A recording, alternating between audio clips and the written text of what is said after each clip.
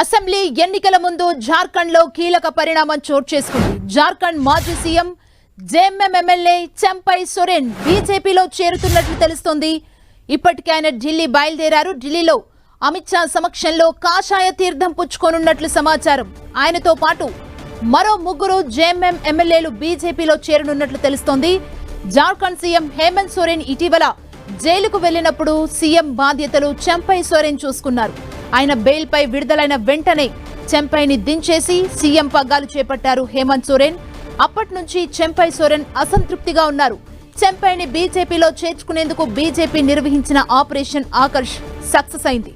ప్రస్తుతం హేమంత్ సర్కార్లో మంత్రిగా ఉన్న సోరెన్ బీజేపీలో చేరేందుకు నిర్ణయించుకున్నట్లు సమాచారం. ఇదే అంశానికి సంబంధించి మరింత సమాచారం మా ప్రతినిధి గోపి అందిస్తారు. గోపి, అసెంబ్లీ ఎన్నికలకు ముందు జార్ఖండ్ లో రాజకీయ సంక్షోభం దిశగా పరిణామాలు కనిపిస్తున్నాయి. జార్ఖండ్ మాజీ ముఖ్యమంత్రి చంపై సోరెన్ నేతృత్వంలోని కొంతమంది జార్ఖండ్ ముక్తి మోర్చా బీజేపీలో చేరే అవకాశం ఉన్నట్లుగా తెలుస్తోంది. ఇప్పటికే జార్ఖండ్ నుంచి ఢిల్లీకి బయలుదేరారు చంపై సోరెన్, అలాగే ఆయన బృందం ఢిల్లీలో బీజేపీలో చేరబోతున్నట్లుగా సమాచారం ఉంటుంది. జార్ఖండ్ ముఖ్యమంత్రిగా హేమంత్ సోరెన్ బాధ్యతలు నిర్వర్తిస్తున్నారు. ఆయన మనీ లాండరింగ్ కేసులో జనవరిలో అరెస్ట్ అయిన సందర్భంగా ముఖ్యమంత్రి పదవి రాజీనామా చేయడం జరిగింది. ఆ సందర్భంలో చంపై సోరెన్ సీనియర్ నేతగా ఉన్నారు, మంత్రివర్గంలో కూడా ఉన్నారు. సో ఆయన్ని ముఖ్యమంత్రిగా ఎంపిక చేసి బాధ్యతలను అప్పగించడం జరిగింది. ఆ తర్వాత ఇటీవల గత నెల హేమంత్ సోరెన్ కి ఈడీ కేసులో బెయిల్ వచ్చిన తర్వాత ఆయన మళ్లీ ముఖ్యమంత్రిగా బాధ్యతలు చేపట్టడం జరిగింది. చంపై సోరెన్ కి మంత్రివర్గంలో స్థానం కల్పించడం జరిగింది. అయితే అసంతృప్తితో ఉన్న చంపై సోరెన్ ఇటు ముఖ్యంగా జేఎంఎం కి రాజీనామా చేసి బీజేపీతో చేరబోతున్నట్లుగా సమాచారం. జార్ఖండ్ లో మొత్తం 81 అసెంబ్లీ స్థానాలు ఉన్నాయి. ఇండియా కూటమికి 45 స్థానాల్లో, అలాగే మిగతా ఇతర ప్రతిపక్షాలు 30 స్థానాల్లో అక్కడ ప్రాతినిధ్యం వహిస్తున్నాయి. అలాగే 6 స్థానాలు ఖాళీగా ఉన్నాయి. సో ఇప్పుడు కనుక చంపై సోరెన్ అలాగే మరికొంతమంది ఎమ్మెల్యేలు ఇటు పార్టీకి రాజీనామా చేసి బీజేపీలో చేరితే కనుక ఇటు ప్రభుత్వం అస్థిరపడే అవకాశం కనిపిస్తోంది. అయితే ఇప్పటి వరకు చంపై సోరెన్ తో పాటుగా మరో ముగ్గురు మాత్రమే ఢిల్లీ వస్తున్నట్లుగా సమాచారం. ఒకవేళ ఆ సంఖ్య పెరిగితే కనుక అక్కడ ప్రభుత్వం కూరే అవకాశం ఉంది. ఒకవేళ ప్రభుత్వం పడిపోయినప్పుడు ఎలాగో అసెంబ్లీ ఎన్నికలు దగ్గరలో ఉన్నాయి కాబట్టి రాష్ట్రపతి పాలన కానీ లేక నూతన ప్రభుత్వం ఏర్పాటు కానీ ఉండే అవకాశం లేదు. కొత్త ప్రభుత్వం ఏర్పాటు వరకు వేచి చూసే ఆలోచనలో బీజేపీ ఉండే అవకాశం కనిపిస్తోంది.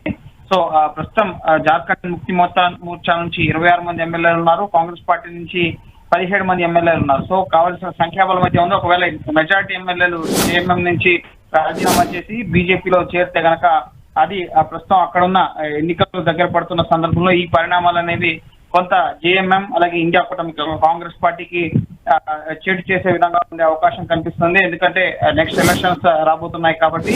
సో ఖచ్చితంగా ఈ పరిణామాలు ఎన్నికల పైన పడే అవకాశం ఉంది. పార్టీ మారడం సంబంధించి అలాగే జేఎంఎం చీలిక అనేది ఖచ్చితంగా ఇండియా కూటమికి నష్టం చేకూర్చే అవకాశం కనిపిస్తోంది. అంటే చంపై సోరెన్ పార్టీ మార్పుకు ప్రధాన కారణం ఏంటి? ముఖ్యమంత్రిగా అతను బాధ్యతలోంచి తప్పుకున్న తర్వాత తనకి ప్రాతినిధ్యం తగ్గించారు అన్నది ప్రధానంగా చంపై సోరెన్ ఆరోపణగా ఉంది.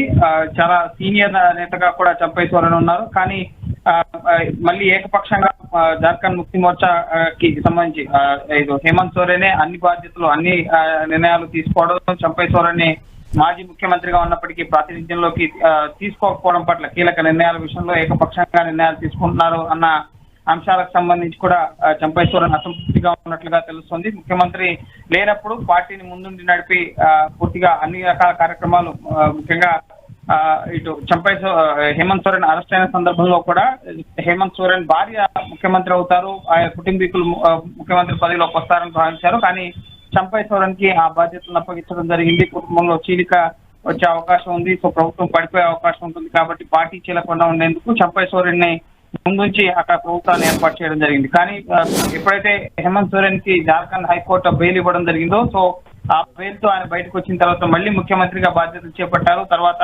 చంపై సోరెన్ ని పక్కన పెట్టడం జరిగింది. సో కొంత రాజకీయంగా అసంతృప్తితో ఉన్నట్లుగా తెలుస్తుంది చంపై సోరెన్. అందులో భాగంగానే బీజేపీ వైపు ఇప్పుడు ఎలక్షన్స్ కూడా ఉన్నాయి. అలాగే అక్కడ మనీ లాండరింగ్ కేసుకు సంబంధించి కుంభకోణాలకు సంబంధించి కూడా జార్ఖండ్ ప్రభుత్వం పైన తీవ్ర వ్యతిరేకత ఉంది. సో వచ్చే ఎలక్షన్స్ లో అక్కడ ప్రభుత్వం మారుతున్న సంకేతాలు కూడా ఉన్నాయి. కాంగ్రెస్ అలాగే కూటమి బలంగా ఉన్నట్లు కనిపిస్తున్నా కూడా క్షేత్రస్థాయిలో అక్కడ ఉన్న ప్రభుత్వంపై వ్యతిరేకత అనేది ఖచ్చితంగా కనిపిస్తుంది. అందులో భాగంగా పార్టీ మారాలన్న ఆలోచనలో కూడా చంపై సోరెన్ ఉన్నట్లుగా తెలుస్తోంది.